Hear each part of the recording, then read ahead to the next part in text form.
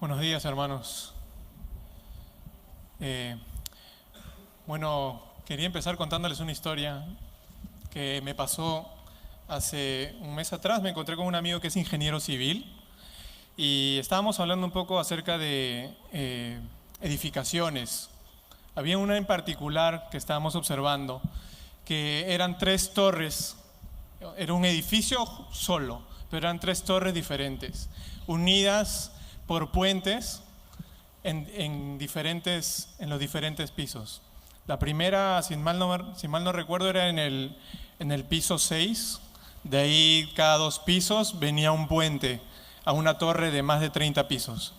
Entonces, él, siendo ingeniero civil, me decía, de verdad, este es un reto para la ingeniería y la arquitectura, porque, como ustedes saben, los sismos que tenemos ocurren y pueden derrumbar una edificación.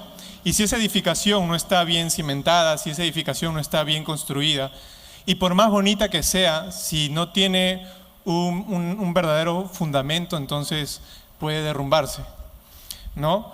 Y justamente eso es lo que él decía, porque muchas veces arquitectónicamente, como le decía, puede ser bonito, pero si este edificio, que era tan bonito, al momento de un sismo no tenía estabilidad, porque puede ser que, como son 3 torres separadas, una se movía para un lado, la otra para el otro, y el puente se derrumbaba y la edificación terminaba y se derrumbaba ahí. Sin embargo, justamente el reto está en que estas 3 torres en conjunto, junto con los puentes, se muevan de la misma manera, para que no ocurra ningún desastre, ¿no? Y relacionándolo a nuestro texto de hoy, de hecho hay muchas cosas interesantes que vamos a ver en relación a una estructura y a una edificación. De hecho, nuestro texto es la consecuencia de lo que estudiamos la semana pasada. Así que vamos a leer desde el versículo 11, los versículos que predicó el pastor Brad. Leamos juntos. Por tanto, acordaos de que en otro tiempo vosotros, los gentiles, en cuanto a la carne, erais llamados sin circuncisión por la llamada circuncisión hecha con mano en la carne. En aquel tiempo estabais sin Cristo, alejados de la ciudadanía de Israel y ajenos a los pactos de la promesa, sin esperanza y sin Dios en el mundo. Pero ahora, en Cristo Jesús, vosotros que en otro tiempo estabais lejos, habéis sido hechos cercanos por la sangre de Cristo. Porque Él es nuestra paz, que de ambos pueblos hizo uno, derribando la pared intermedia de separación, aboliendo en su carne las enemistades y la ley de los mandamientos expresados en ordenanzas, para crear en sí mismo de los dos un solo y nuevo hombre, haciendo la paz, y mediante la cruz reconciliar con Dios ambos en un solo cuerpo, matando en ella las enemistades. Y vino y anunció las buenas nuevas de paz a vosotros que estabas lejos y a los que estaban cerca, porque por medio de él los unos y los otros tenemos entrada por un mismo espíritu al Padre. Y ahora nuestros versos del día de hoy. Así que ya no sois extranjeros ni advenedizos, sino conciudadanos de los santos y miembros de la familia de Dios, edificados sobre el fundamento de los apóstoles y profetas, siendo la principal piedra del ángulo Jesucristo mismo, en quien todo el edificio, bien coordinado, va creciendo para ser un templo santo en el Señor, en quien vosotros también sois juntamente edificados para morada de Dios en el Espíritu. Ahora, ustedes tienen en sus boletines una estructura que básicamente son 2 puntos. Dentro del primer punto lo vamos a subdividir en 3 partes y quiero que puedan estar atentos. Yo lo voy a ir mencionando. La primera es nuestra relación anterior, alejados de Cristo. Estoy hablando del punto 1, que es una nueva relación con Dios. Luego, nuestra nueva relación unidos en Cristo. Tercero, lo que hizo posible esta nueva relación. Y terminamos con el punto 2 que ustedes tienen, un nuevo propósito en Cristo. Entonces pasemos a ver el texto de hoy. Una nueva relación con Dios. Vemos que empezamos con el así que, ¿verdad? Este conector, o este tipo de conector, es producto, quiere decir que hay algo antes y esto es producto de. Entonces, en el original, sabemos que la palabra de Dios, el Nuevo Testamento, fue escrito en griego. este toma un énfasis mayor. Es una expresión, el así que es una expresión que demuestra un vivo sentimiento de interés. ¿Qué quiere decir esto? Un deseo porque los lectores entiendan la importancia de lo que ahora viene. O sea, Pablo tenía un deseo vivo, de un interés vivo para que los lectores de esta carta entiendan qué es lo que, o sea, lo anterior, cuál es la consecuencia ahora, qué es lo que viene. Y esto nos hace poner alertas, nos hace mantenernos atentos a qué es lo que Pablo nos quiere decir. Entonces, vemos en el versículo 19 que lo primero que Pablo dice es algo que ahora esos judíos y gentiles, básicamente los gentiles, ya no son. Dicen, así que ya no sois extranjeros ni advenedizos. ¿Y qué quiere decir esto? ¿Qué es ser un extranjero? ¿Qué es ser un advenedizo? De hecho, advenedizo no lo entendía mucho, traté de buscar otras traducciones, dice extraños. En inglés la palabra vendría a ser como alguien que está aquí, pero que no pertenece, que reside, que vive con nosotros, pero no pertenece a este lugar. ¿Se acuerdan de E.T.? ¿No? Algo así, que él buscaba regresar a su tierra, bueno, a su planeta, pero él no era de este lugar. Básicamente algo así. Entonces, quiere decir extranjero, para poner una ilustración, es un turista.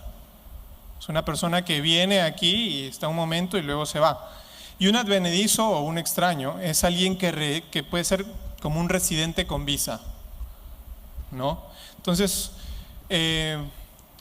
hace unos 4 años yo visité por primera vez la República Dominicana, país en donde mi esposa vivió durante más de 17 años de su vida, ¿no? Y de hecho fue una experiencia bien grata la primera vez que fui, porque era un turista, quería conocer la ciudad, quería conocer la playa, el Caribe y todo esto, y fue muy bonito. Luego regresé nuevamente, ya en la época en la que me iba a casar, a vivir por 3 meses. Y yo o sea, fue una bonita experiencia también, ¿no? Pero fue más difícil en el sentido de que ahora que vivía ahí, yo tenía que relacionarme con las personas, tenía que desarrollar tenía que desarrollar amistades, tenía que, también como estaba trabajando, tenía que entender cuál era el contexto laboral allá. ¿Cómo es el tráfico? Porque manejé, me choqué, pero bueno, también tenía que entender el tráfico allá, tenía que entender las jergas de allá, porque se habla mucho en jerga, ¿no? Entonces, yo creo que son 2 momentos diferentes, pero es algo difícil. De hecho, los residentes lo tienen mucho más difícil. En este caso, el calor que hace allá esto no es nada comparado, y tal vez los venezolanos que han vivido en Caracas pueden decir que este calor no es nada comparado al del Caribe, ¿verdad? Bueno, y de hecho, poniendo otra vez el caso de mi esposa, ella vivió por 17 años. Allá nunca se volvió ciudadana, fue residente toda la vida. Y como podemos saber, los turistas y los ciudadanos no tienen los mismos derechos que los que son propiamente ciudadanos, ¿verdad? O sea, si por ejemplo viene aquí un extranjero, digamos un chileno, no tiene los mismos derechos que nosotros como peruanos. De hecho, sus leyes son diferentes a las nuestras. Entonces, esto es lo que Pablo quiere decirles, que nosotros, o bueno, en este caso a los gentiles, que los gentiles, a pesar de haber conocido cierta religiosidad, haber conocido ciertas cosas de Dios, aún, como leemos en los versículos pasados, no conocen a Dios, no tienen una esperanza, no tienen ningún Dios en este mundo. Entonces, sabiendo que es extranjeros y advenedizos y extraños, Pablo nos dice nuevamente, eso ya no son ustedes, sino que son conciudadanos de los santos y miembros de la familia de Dios.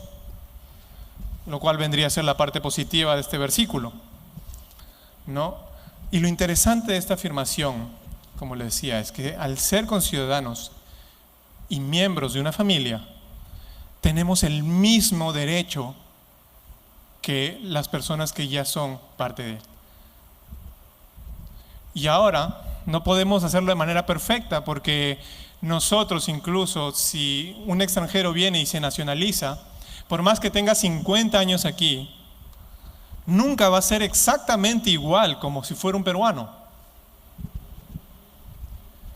O sea, hablando naturalmente, es muy difícil, pero Dios en Cristo sí puede hacernos miembros de su familia y conciudadanos de los santos, dándonos todos los privilegios que Él nos puede dar. Dice en Romanos 9, 25 y 26. Como también en Oseas dice: llamaré pueblo mío al que no era mi pueblo, y a la no amada, amada.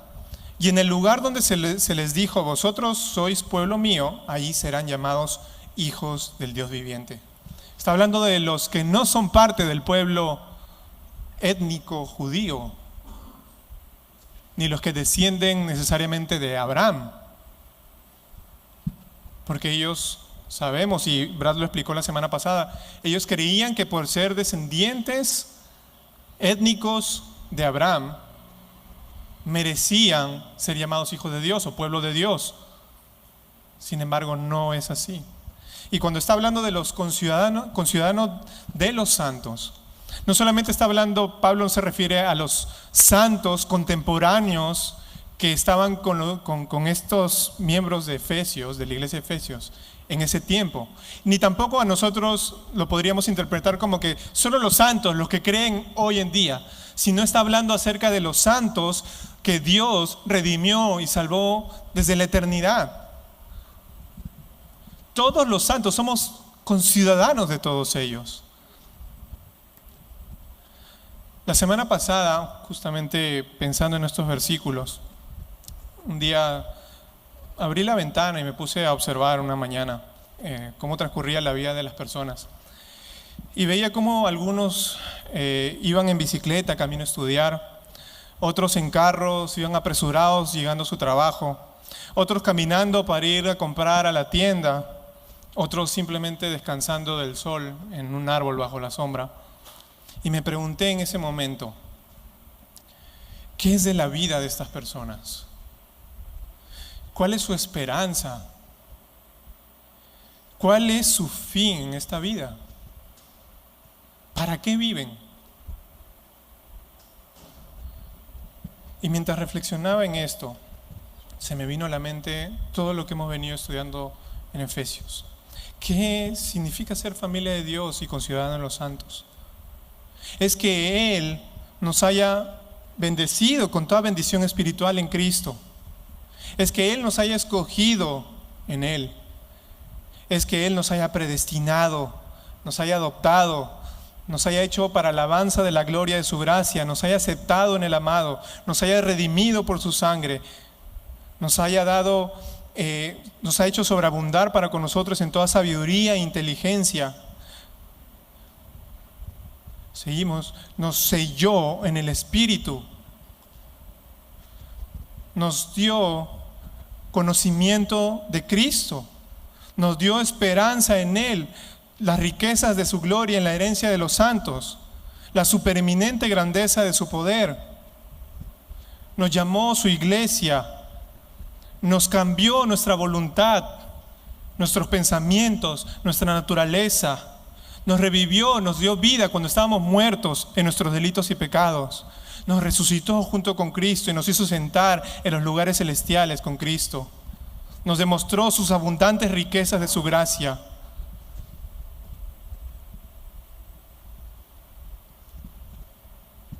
Todas estas cosas significan ser conciudadano de los santos y miembros de la familia de Dios. ¿Eres cristiano? Gózate en esto. No conoces a Cristo, no lo sigues, no vives una vida conforme a lo que Él manda, no solo te estás perdiendo de esto, sino que su justicia te espera. Y no es como la de los jueces corruptos de nuestros países. Si no, no va a tener misericordia ni perdón en ese día. Y de hecho, nuevamente volviendo al gozo y el privilegio que tenemos nosotros que hemos creído en el Señor. La primera pregunta del Catecismo de Westminster dice: ¿cuál es el fin principal y más noble del hombre? El fin principal y más noble del hombre es glorificar a Dios y gozar de Él. ¿Por cuánto tiempo? ¿Por nuestra vida aquí? Por siempre, por la eternidad. Para eso Él nos hace disfrutar hoy. Y como le decía, hay una diferencia, los que hemos creído con los que no. Porque nosotros, los que hemos creído, somos conscientes de cuál es nuestro fin principal. Glorificar a Dios y disfrutar de Él para siempre. Todo esto que Él nos dio.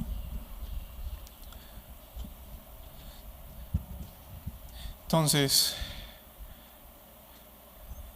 pasemos a lo que hizo posible esta nueva relación. Versículo 20. Edificado sobre el fundamento de los apóstoles y profetas, siendo la principal piedra del ángulo Jesucristo mismo. Ahora, creo que este es en donde vamos a tomar más tiempo, porque hay mucha riqueza aquí, hay mucho que realmente se puede compartir. Y empecemos. Edificados.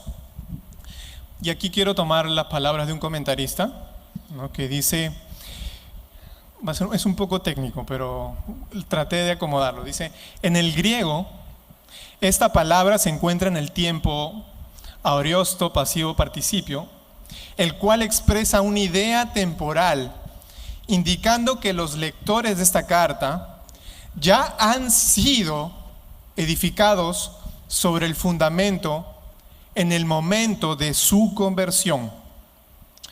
O más probablemente pueda denotar una causa, es decir, podríamos decir que así se podría traducir: la razón por la que somos conciudadanos de los santos y miembros de la familia de Dios es porque hemos sido edificados sobre el fundamento de los apóstoles y profetas. Entonces, ¿qué nos permite al ver el versículo de esta manera? En primer lugar, no depender de nosotros, no depende de nosotros el ser puestos o edificados sobre el fundamento, no es por obras, porque somos simples piedras, como dice en 1 Pedro 2:5. Vosotros también, como piedras vivas, sed edificados como casa espiritual y sacerdocio santo, para ofrecer sacrificios espirituales aceptables a Dios por medio de Jesucristo. Y dos, que tener todos los privilegios que Dios nos ha otorgado, que hemos mencionado, que vienen desde el capítulo 1, como ser conciudadanos de los santos y miembros de su familia, provienen única y exclusivamente de la acción de Dios en la salvación. En otras palabras, no es por obras, es por gracia. El haber sido edificados sobre el fundamento simplemente porque Dios se plació en hacerlo y ponerlos sobre el fundamento. Ahora, fundamento, para afirmar justamente lo que acabamos de ver de edificados. ¿Qué significa fundamento? ¿Qué significa haber sido edificados sobre el fundamento de los apóstoles y profetas? Y ahora, no me quiero detener mucho tiempo aquí, solamente es para que esto quede claro. Cuando estamos hablando de apóstoles y profetas, estamos hablando de personas en el Nuevo Testamento que ejercieron según la autoridad divina la profecía y el apostolado sobre el pueblo de Dios. Y como dice más adelante Pablo en 4:12, a fin de perfeccionar a los santos para la obra del ministerio, para la edificación del cuerpo de Cristo. Si tienen alguna otra duda acerca de apóstoles y profetas del Nuevo Testamento, pueden acercarse a uno de los pastores para que se los puedan explicar mejor. Ahora, volviendo nuevamente, ¿qué es lo que significa fundamento? Tenemos dos interpretaciones. Una, que puede ser que el fundamento está establecido por los apóstoles y profetas. ¿Qué quiere decir eso? Que es a través de la enseñanza de los apóstoles y profetas que la iglesia está siendo fundamentada. Esa es la primera interpretación.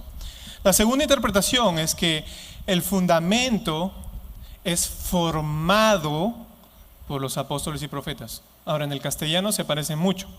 Pero ¿qué significa esto? Está hablando acerca de las personas en sí. No está hablando de una enseñanza ni de doctrinas, sino está hablando de las personas como tal.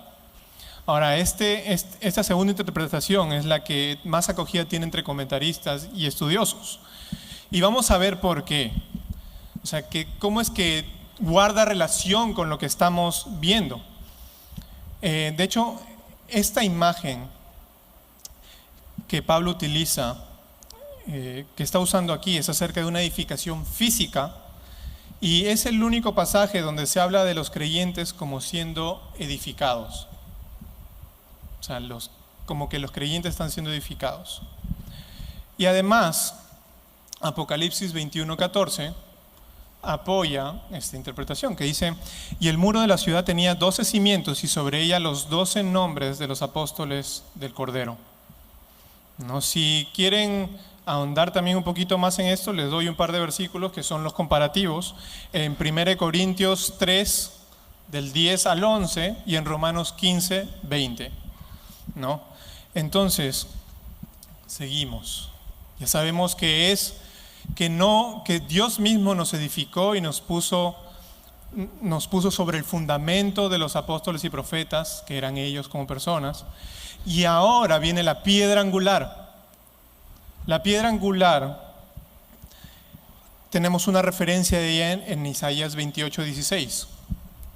Dice: por tanto, Jehová el Señor dice así: he aquí que yo he puesto en Sión por fundamento una piedra probada, angular, preciosa, de cimiento estable.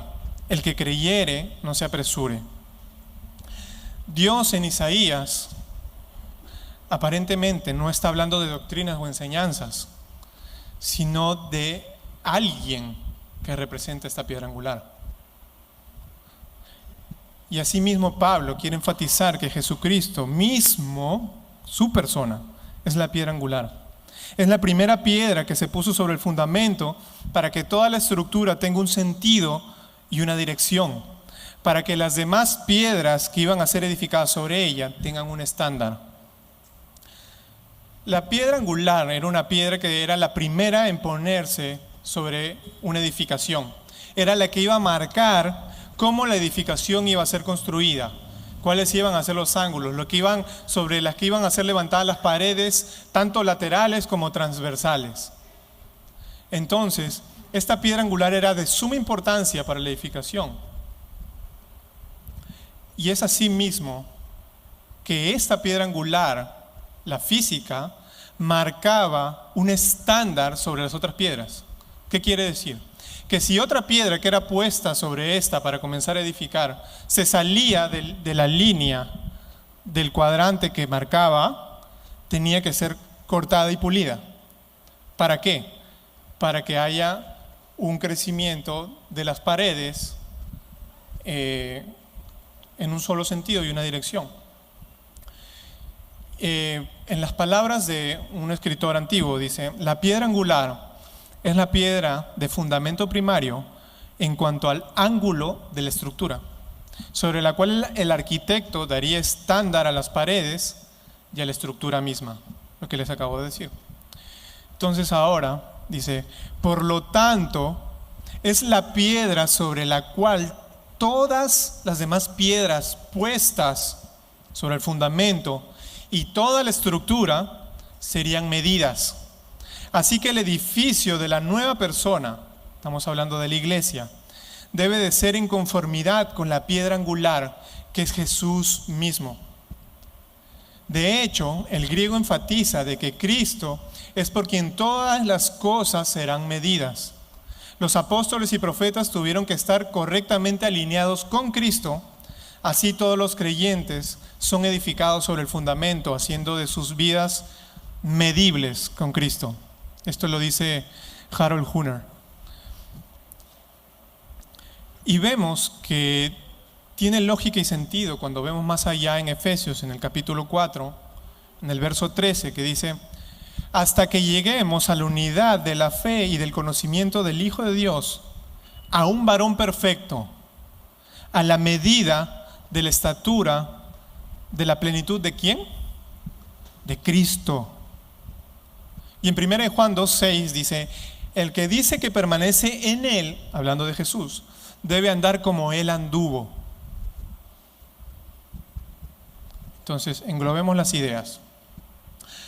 Al haber sido salvados por Cristo de nuestra condición pecaminosa y de la condena de su justicia, hemos sido puestos sobre la edificación donde Cristo es el estándar, la piedra angular. Y los apóstoles y profetas, los que fueron moldeados para encajar en esta estructura, forman parte del fundamento. Esa es la primera idea. La segunda idea: inmediatamente después de que Dios nos salva a través de Cristo, nos otorgó el privilegio de ser conciudadanos de los santos y miembros de la familia suya.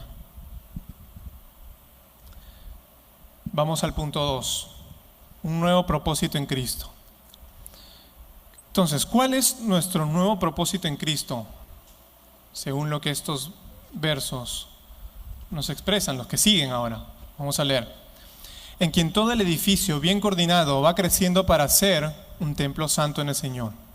En quien vosotros también sois juntamente edificados para morada de Dios en el Espíritu. Entonces, ¿cuál es nuestro nuevo propósito? Ser un templo santo y morada de Dios. Como podemos observar, son dos versos que son paralelos. Son dos versos que hablan o que quieren expresar básicamente lo mismo. Vamos a desglosarlo nuevamente. ¿Qué es todo el edificio? ¿No? Cuando Pablo habla acerca de todo el edificio, ¿a qué creen que se está refiriendo?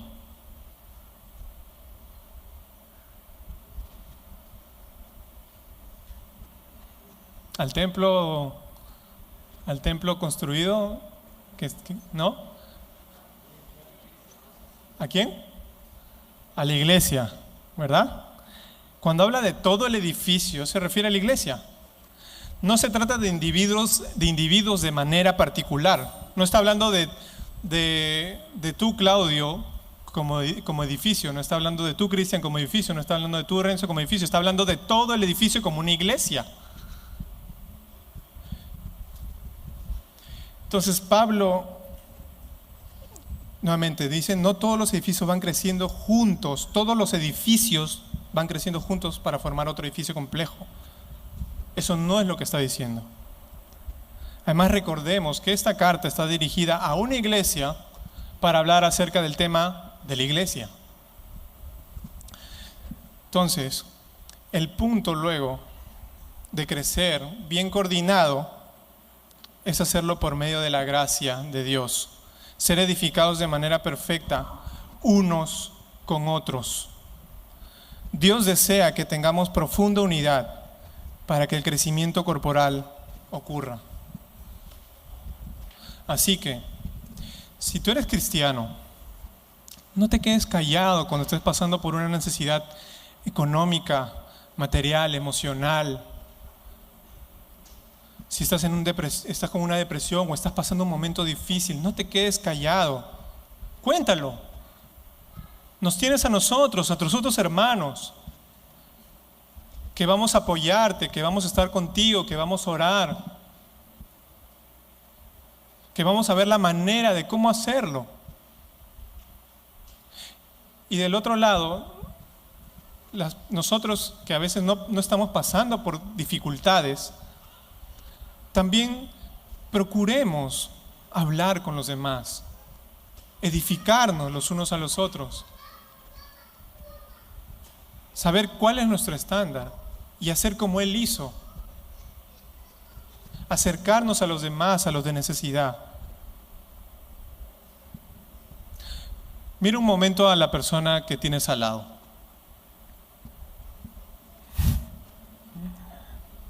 Si es cristiano o cristiana, recuerda que ni tú ni esta persona van a poder crecer en alguna medida sin uno del otro. Sin uno del otro no van a poder crecer. No hay cristianismo individual. No hay iglesias individuales. Nos necesitamos todos. Y ahora, ¿qué significa un templo santo o morada? Retomando el fin de este crecimiento en unidad, es ser un templo santo, el cual quiere decir literalmente que seamos el lugar santísimo de Dios. El mismo lugar que conocemos donde habitaba la presencia de Dios, ¿se acuerdan en el Antiguo Testamento?